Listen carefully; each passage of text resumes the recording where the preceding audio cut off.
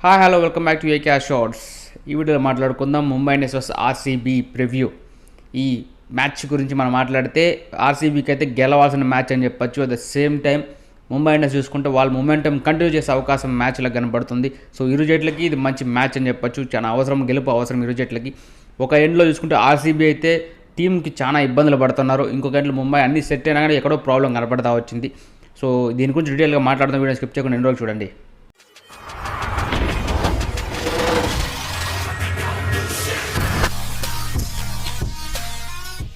So ముందుగా RCB గురించి మాట్లాడితే ఆర్సీబీకి అయితే వాళ్ళకైతే టీంతో చాలా ఇబ్బంది పడతా ఉన్నారు. వాళ్ళకైతే సరైన ప్లేయింగ్ 11 దొరకట్లేదు. ఇద్దరు వాళ్ళు దొరుకుతున్నా కానీ ఆ విధమైన పర్ఫార్మెన్స్ రావట్లేదు. బ్యాటింగ్లో అయితే ఓన్లీ విరాట్ కోహ్లీ తప్పితే మిగతా అందరూ ఫెయిల్ అవుతూ వస్తూ ఉన్నారు.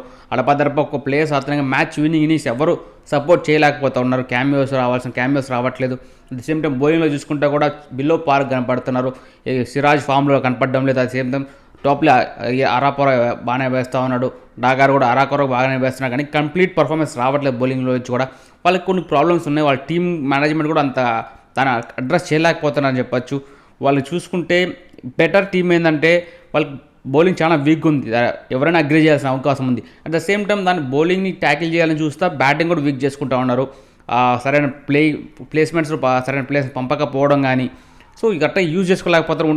యాజ్ ఎ బ్యాకప్ స్క్వాడ్గా బాగానే ఉంది. కానీ బ్యాకప్ స్క్వాడ్ని ప్లేయింగ్ లెవెల్లోకి తీసుకొని వచ్చి ఏ పర్ఫార్మెన్స్ ఏదైతే బాగా చేస్తూ ఉన్నారో వాళ్ళని యూజ్ చేసుకుంటే మాత్రం ఖచ్చితంగా వాళ్ళకి విన్నే అవకాశాలు ఉంటాయి. వాళ్ళు చేయాల్సిన మార్పులు చూసుకుంటే విల్ జాక్సన్ తీసుకోవాలి ఖచ్చితంగా.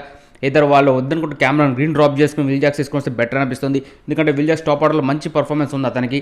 అతను ఇంకా బెటర్ అయింది ఓపెనర్ కానీ డూప్లేసి విల్ జాక్స్ ఓపెనింగ్ చేసుకొని టాప్లో ఖచ్చితంగా మంచి ఫ్లూయెంట్ ఇన్నింగ్స్ కానీ వస్తే వన్డౌన్లో విరాట్ కోహ్లీ ఏదైతే మన ఇంటర్నేషనల్ ఆడతాడో ఆ విధంగా విరాట్ కోహ్లీ కూడా ఒక ఎండ్లో యాంకర్ రోల్ పాస్ చేసుకుంటూ కంటిన్యూగా ఆడే అవకాశం ఇంకా తీసుకుంటే మాత్రం చాలా బాగుంటుంది. అట్ ద సేమ్ టైం ఇంకా నెంబర్ 4 వేసుకుంటే రజిత్ పట్టాన్ ఆడిచ్చి ఇంకా 5లో మ్యాక్స్వెల్ని ఫ్లోటర్గా వాడుకోవచ్చు. అట్ ద సేమ్ టైం 6లో కావాలంటే మహిపాల్ లోమర్ని తీసుకోవచ్చు. అతను టచ్లో కనపడ్డాడు ఒక మ్యాచ్లో. నెంబర్ 6లో మహిపాల్ లోమర్ని, 7 దినేష్ కార్తిక్, ఇంకా కావాలంటే ఒక ఎక్స్ట్రా బ్యాట్స్మెన్ వెళ్ళే అవకాశం ఉంది. లోకల్ బ్యాట్స్మెన్ తీసుకోవచ్చు. సో ఈ విధంగా వాళ్ళకి బ్యాటింగ్ అయితే కాన్సన్ట్రేట్ చేసుకుంటే బెటర్ అనిపిస్తుంది నాకైతే. గ్రీన్ తీసుకొని వస్తున్నారు. గ్రీన్ అంత అమౌంట్ పెట్టాం కదా, ట్రేడ్ చేసాం కదా అని ఎక్స్పెక్ట్ చేస్తున్నాం. కానీ గ్రీన్ ఆడిచ్చే ప్లేస్ దొరకట్లేదు.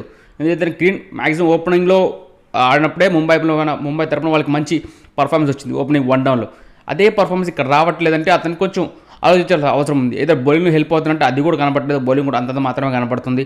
సో బెటర్ ఏంటంటే ఖచ్చితంగా గ్రీన్ డ్రాప్ చేసుకుని విల్ జాక్స్ లాంటి ఒక యంగ్ ప్లేయర్ తీసుకొని వస్తే చాలా యూజ్ఫుల్ ఆప్షన్ ఉంటుంది. ఆ విధంగా అయితే టీం ప్లాన్ చేస్తే బెటర్ అనిపిస్తుంది నాకైతే. అట్ ద సేమ్ టైం బౌలింగ్లో చూసుకుంటే వాళ్ళకి ఎందుకు వైశాఖ్ని అయితే పక్కన పెట్టారు నాకైతే అర్థం కాలేదు. ఒక మ్యాచ్లో మంచిగా పర్ఫార్మెన్స్ చేశాడు. నెక్స్ట్ మ్యాచ్లో అతను డ్రాప్ చేశాడు మనం చూస్తాం. యశ్దయాల్ పర్వాలేదు అనిపిస్తుంది. సిరాజ్ ఫెయిల్ అవుతూ వస్తున్నాడు. సిరాజ్ కూడా ఖచ్చితంగా టచ్లోకి రావాల్సిన అవసరం ఉంది. లేదు ఇంకా రిస్క్ చేసి మొత్తం ఆల్ ఇండియా అటాక్తో వెళ్ళి ఎక్స్ట్రా బ్యాట్స్మెన్ కూడా అయితే విల్ జాక్సన్ తీసుకొని వచ్చేసి టాప్ 6లో ఖచ్చితంగా 4 ఫారినర్స్ పెట్టేసుకొని ఆడగలిగితే మాత్రం అది కూడా యూస్ఫుల్ ఆప్షన్ కనబడుతుంది. ఎందుకంటే ఇంకా వాళ్ళకి బౌలింగ్ ఆప్షన్స్ అరాకొర వేసే బౌలర్స్ వీళ్ళ దగ్గర కూడా ఉన్నారు. టాప్లీ అంత ఎఫెక్టివ్ ఉన్నా కానీ అరాకొర వేసే బౌలర్స్ ఉన్నారు కాబట్టి వైశాఖ్ కానీ సిరాజ్ కానీ టచ్లోకి వచ్చి సిరాజ్ బాగానే వేస్తాడు. At the same time Mayank Dagar పర్వాలేదు అనిపిస్తూ ఉన్నాడు. ఇంకా చూసుకుంటే యశ్దయాల్ ఉన్నాడు. దాంతోపాటు కాబట్టి బ్యాకప్గా ఆకాష్ దీప్ ఉన్నాడు. సో వీళ్ళని యూజ్ చేసుకుంటే చాలు కదా. ఎందుకు వాళ్ళు ఇంత క్రిటికల్ చేసుకునే వాళ్ళకున్న టీంని యూటిలైజ్ చేసుకోలేకపోతున్నారు. వాళ్ళకున్న స్క్వాడ్ని కానీ వాళ్ళకున్న పిచ్ అనుకూలంగా తగ్గట్టు ప్లేయర్స్ని తీసుకోకపోవడం చాలా తప్పులు కనపడుతున్నాయి ఆర్సీబీ అయితే. సో చూద్దాం ఈ మంచి చేంజెస్ అయినా చేసి కానీ విల్ జాక్సన్ తీసుకొని వచ్చి ఎక్స్ట్రా బ్యాట్స్గా యూజ్ చేసుకున్న మాత్రం చాలా మంచి ఆప్షన్ అయితే కనబడుతుంది నాకైతే. సో దాని గురించి మీరేమనుకున్న కింద కామెంట్ చేయండి. సో ఈ విధంగా అయితే ఆర్సీబీ స్క్వాడ్ అయితే ఉంది. ఈ మార్పులు చేపలు జరిగితే మాత్రం ఖచ్చితంగా వర్కౌట్ అయ్యే అవకాశం ఉంది. ఇంకో ఎండ్లో ముంబై ఇండియన్స్ చూసుకుంటే వాళ్ళకైతే మంచి పర్ఫార్మెన్స్ అయితే వచ్చింది లాస్ట్ మ్యాచ్. ఆల్మోస్ట్ కొంచెం బౌలింగ్లో అటు ఇటు కనపడుతున్నా కానీ బుమ్రా తప్పించి మీదంతా అంత ఎఫెక్టివ్గా లేకపోయినా కానీ ఓకే సంహవ్ వాళ్ళు గెలవగలిగారు లాస్ట్ మ్యాచ్. అది ఢిల్లీ క్యాపిటల్స్ అంత భారీ స్కోర్ కొట్టగలే ఒక ఓవర్తో అతను చేంజ్ చేసిందని చెప్పొచ్చు. కానీ వాళ్ళు యూజ్ చేసిన స్క్వాడ్ అయితే ఉంది చాలా మంచి స్క్వాడ్ అని చెప్పొచ్చు. మంచి ప్లేయింగ్ లెవెన్ బెటర్ కుదిరిన ప్లేయింగ్ లెవెన్ అని చెప్పొచ్చు. ఎందుకంటే బౌలింగ్ ఆప్షన్స్ చాలా ఉన్నాయి. At the same time batting options కూడా చాలా ఉన్నాయి. సో ఆ విధంగా వాళ్ళకి బెటర్ ప్లేయింగ్ లెవెన్ అయితే లాస్ట్ మ్యాచ్ దొరికిందని చెప్పొచ్చు. ఈ మ్యాచ్ చూసుకుంటే వాంకేలోనే కాబట్టి వాళ్ళ హోమ్ గ్రౌండ్ మంచి అడ్వాంటేజ్ ఉంటుంది. ఇది ఈవినింగ్ మ్యాచ్ కాబట్టి సెకండ్ ఇన్నింగ్స్లో జూవే వచ్చే అవకాశం ఉంటుంది కాబట్టి వాళ్ళు కూడా సెకండ్ బ్యాటింగ్ తీసుకునే అవకాశం ఉంది. చేసే అవకాశం బాగుంది. చేసిన కూడా తెలిసిందే మంచి స్క్వాడ్ ఉంది. తిలక్ వర్మ టచ్లో కనపడుతున్నాడు. ఇషాన్ కిషన్ పర్వాలేదు బాగానే టచ్లో వచ్చి లాస్ట్ మ్యాచ్. రోహిత్ శర్మ బాగానే ఆడుతున్నాడు.